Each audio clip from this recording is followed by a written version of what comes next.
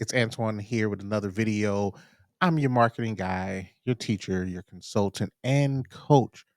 In this video, we are going to talk about achieving six figures as an entrepreneur. This is a number that a lot of people thrive for, but not many people hit. It's a process. In this video, we're going to talk about how a solopreneur stylist client of mine made her first six-figure year. Let's hop into it. Let's get it going. So, first, before we get to the details of how this happened and how you can make it happen, making six figures as a entrepreneur can be a little bit tricky for some people, but it's definitely achievable. This number is kind of the pinnacle of what we look for when it comes to being an entrepreneur. But honestly, a lot of great entrepreneurs can get 60, $70,000 a year and live a comfortable life. So when it comes to achieving the six figure number, though it's great, it's a process that you have to enjoy, and not only enjoy but also trust. Today I'm excited to share how one of my hairstylist clients reached her first six-figure year even though she was pregnant, expecting her second child. Let's get to it.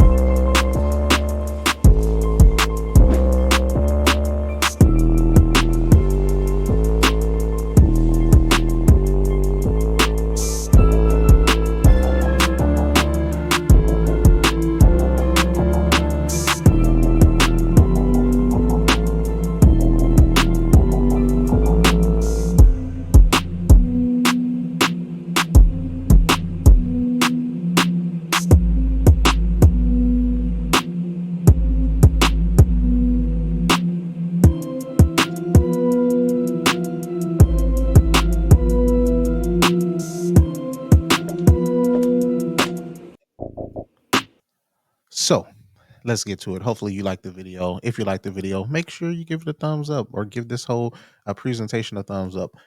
So we'll dive into the details of how she was coached, consulted, and mentored into achieving this milestone. I'll break down the exact steps she took in order to make this happen. Now, when I say the exact steps, there's going to be some stuff that I'm not going to share because if I share too much, this video will be way longer. We're trying to get this in about 10 to 12 minutes.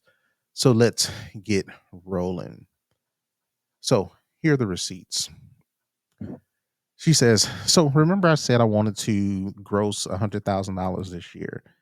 She sends the document or the screenshot, $91,404. She says, I would have made it to the 100K if I didn't have a baby.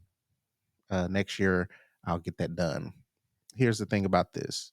We're going to give this six-figure number a little help.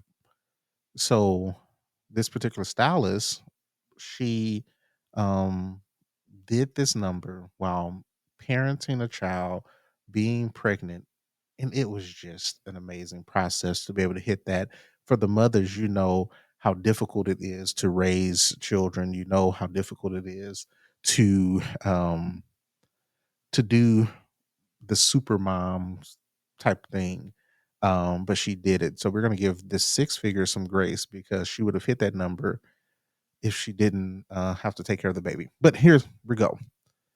Six steps to six figures.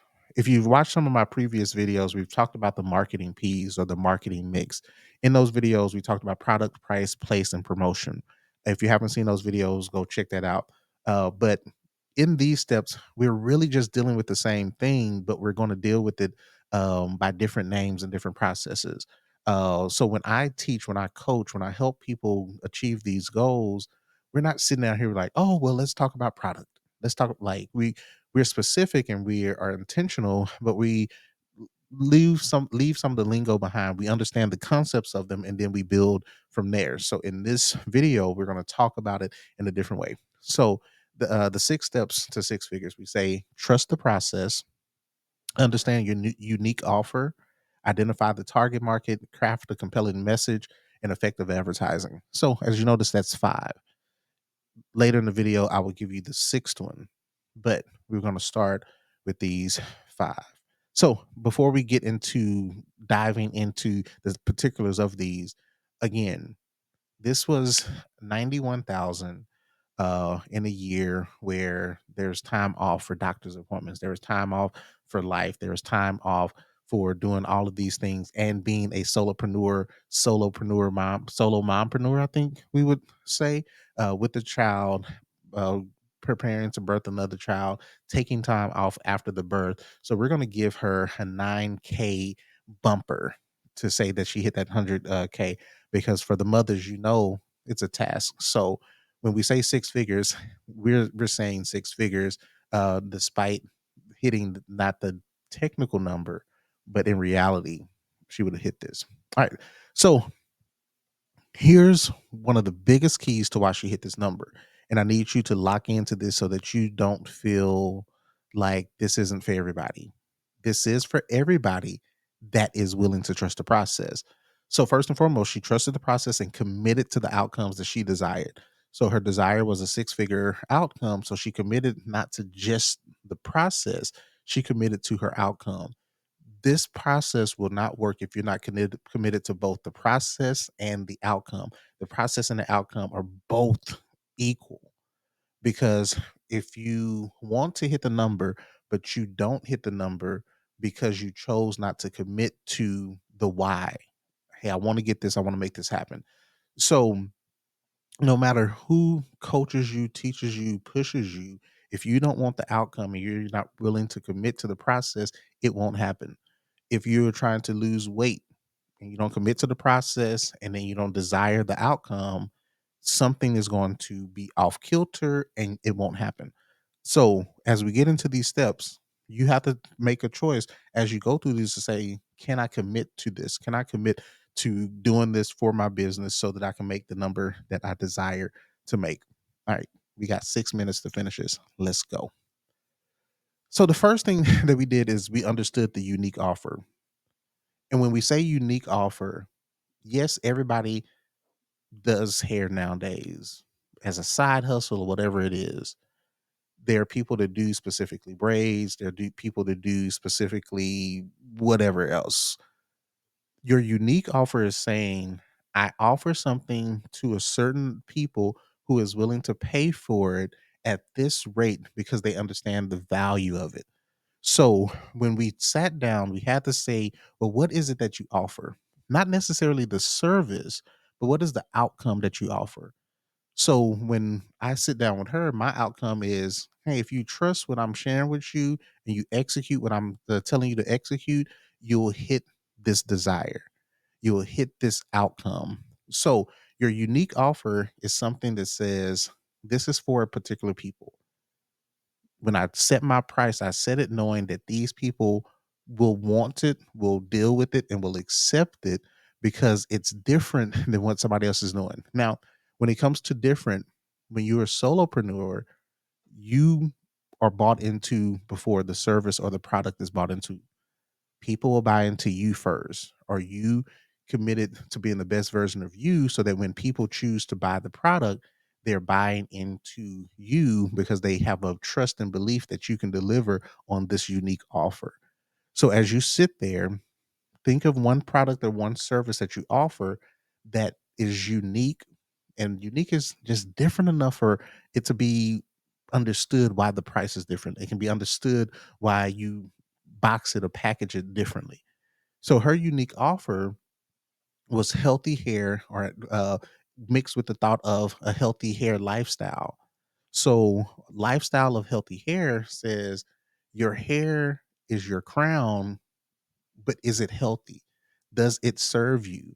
The unique offer says, how can we get you from just getting your hair done to having hair that's done, but also is the best for you, for your scalp, for your length, for all of those things that make a woman, um, what make a woman when it comes to the beauty of her hair. So there was a particular audience for this. So we found the unique offer. Then we identified the target market. Well, who are the people that care about their hair, the natural hair, their healthy hair? So in this discussion, we started to talk about, well, these women are maybe teachers, women that have to show up in front of people often. Maybe these are the people that are in the boardrooms.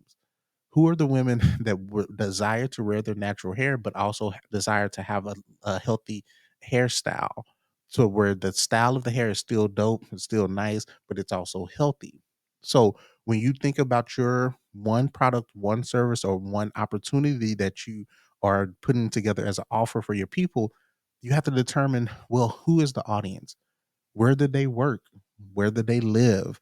What type of activities do they do? Who is their community? Who is their crowd that they connect to? So we have to sit down and say, well, what type of women do we want to deal with?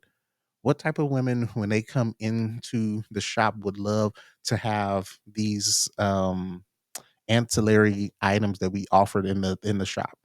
So we defined that, and that made a big difference. Next, we combined what we offer with who we wanted to offer it to, and then we started to think of how can we craft a compelling offer, a compelling message that makes them say, "Yes, you are the right one for me." From the solopreneur, the person, the brand, the offer. What do we need to say for them to know that this is the place for you? Yes, you can go get your braids here. You can go get this here. You can go get this other thing here. But what is your compelling message that makes them say, "I have to go to you"? Even if I'm getting braids, I still need to come to you because I need to make sure that under these braids, my hair is healthy. So then when I take it out, I know what I'm dealing with. And then from there, we started to push out that message. So effective advertising. How do you get that message out once you know who your audience is, once you know what you're offering them? And once you compel that message that makes them say, yes, you're the one, then advertise it. Put it out, make those people come to you. Make those people see visuals that match their energy, that match their vibe, that match who they are, and then keep pushing that message. So you have the effective advertising. So I think that was 5. Is that 5?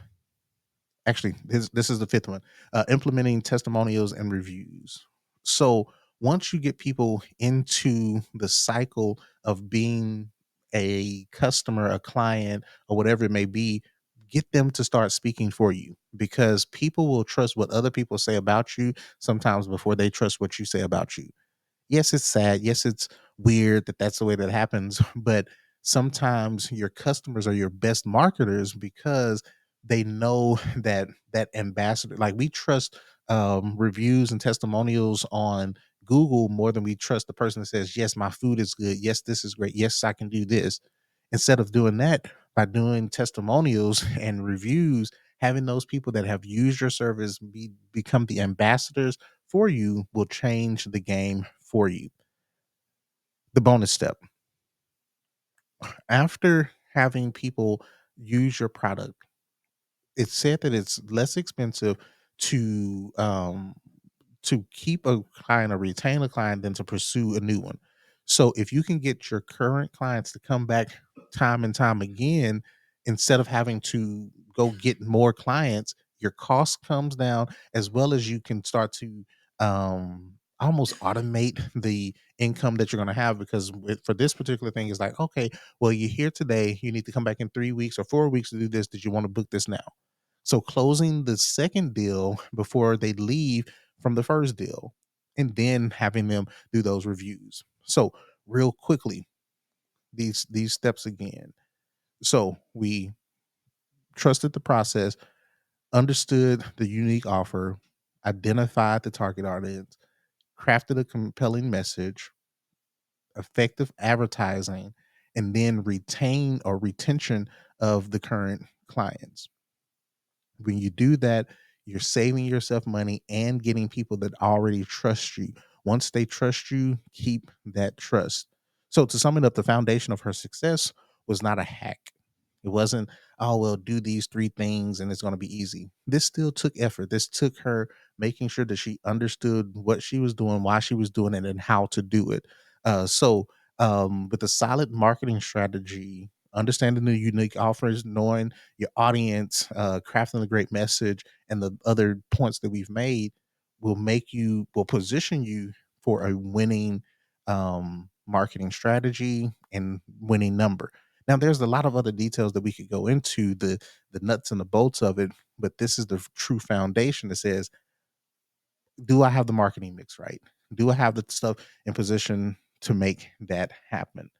So, if you have any questions, thoughts, concerns, feel free to share them on the video. I may create other videos that will lock into what you are asking for, or maybe just respond depending on what it is. So, here's the action. My call to action today is not for you to join my coaching program, not for you to join my mastermind group or anything like that. My call to action is for you to take what I've already shared and implement those things. If you have a service-based business or a product, get that offer, understand who you're talking to, understand how to frame your message so that they know that you're talking to them, advertise it, get reviews, and retain those customers, especially if it's a product or service that can be repetitive. This is not to sell you on the program. This is to sell you on the fact that the strategy works if you trust the process and desire the outcome. Trust the process, desire the outcome, implement it.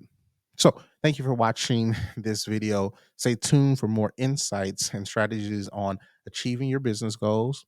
Don't forget to subscribe, share, like, comment, do all of that great stuff. We all need a little bit of motivation and push sometimes. So, I'm here to make that happen. Thanks for watching. Peace.